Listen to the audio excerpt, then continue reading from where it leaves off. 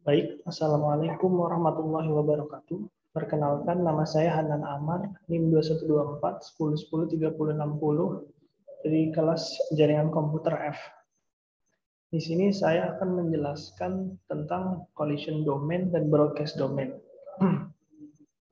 Yang pertama itu kita masuk ke collision domain. Collision domain dapat terjadi karena adanya tabrakan data pada satu jalur, beberapa komputer yang terhubung pada satu hub, maka akan terjadi collision antara paket data antara satu komputer dengan komputer yang lain.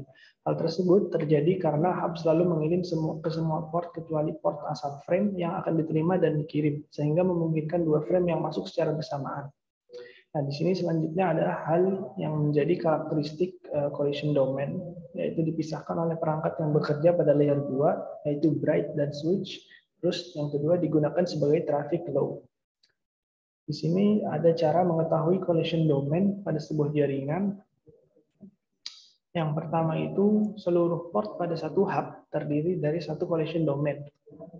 Yang kedua, setiap port pada switch terdiri dari satu collision domain. Yang ketiga, setiap port pada router terdiri dari satu collision domain. Nah, di sini ada contoh gambar untuk collision domain ya. Nah, pada area pertama, yang lingkaran pertama ini, terdapat satu collision domain karena semua port yang terdalam satu hub itu termasuk satu collision domain. Terus ada lagi area kedua ini terdiri dari 3 collision domain karena setiap port pada satu switch. Ini kan ada ini switch ya. Nah, ini tiap portnya dihitung satu. Jadi ini 1, 2, 3. Dan yang terakhir itu ada di area 3 ada 2 collision domain karena setiap port pada router dihitung satu. Ini 1, 2. Jadi totalnya ada 6 collision domain. Nah, selanjutnya kita masuk ke broadcast domain. Di broadcast domain itu cara kerjanya sama dengan seperti BBM mengirimkan pesan ke semua kontak yang kita punya. Jadi pengertian broadcast domain ini kayak perangkat yang bisa menghubungkan pada suatu jaringan.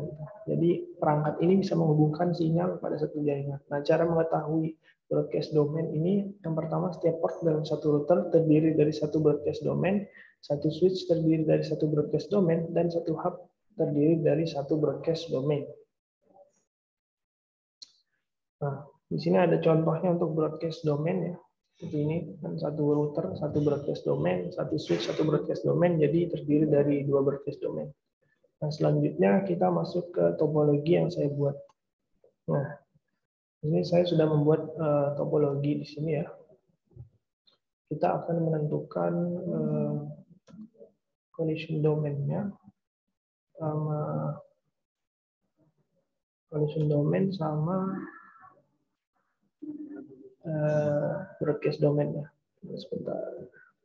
Nah, pertama kita menentukan collision domain dulu. Nah, ini menjadi satu collision domain, satu collision domain, satu collision domain, ini juga collision domain, ini collision domain, ini collision domain. Nah, ini jadi satu seperti yang syaratnya tadi. Jika hub itu pada port itu dihitung satu collision domain. Ini juga collision domain. Itu sendiri 1, 2, 3. Ini 1, 2, 3. Ini pada hub dihitung satu collision domain. Nah, selanjutnya kita akan menentukan broadcast domain. Broadcast domain ini yang pada router syarat yang pertama tadi sama. Ini satu broadcast domain, ini satu broadcast domain, ini juga satu broadcast domain.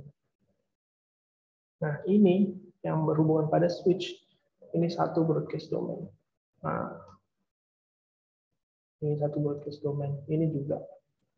Ini pada hub satu broadcast domain, ini pada switch satu broadcast domain, ini juga pada switch satu broadcast domain. Jadi total broadcast domain ada 1, 2, 3, 4.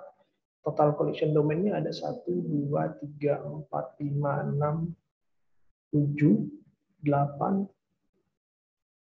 Total broadcast domain 1, 2, 3, 4, 5, 6, 7. Total collision domainnya ada 1, 2, 3, 4, 5, 6, 7, 8, 9, 10, 11, 12, 13, 14.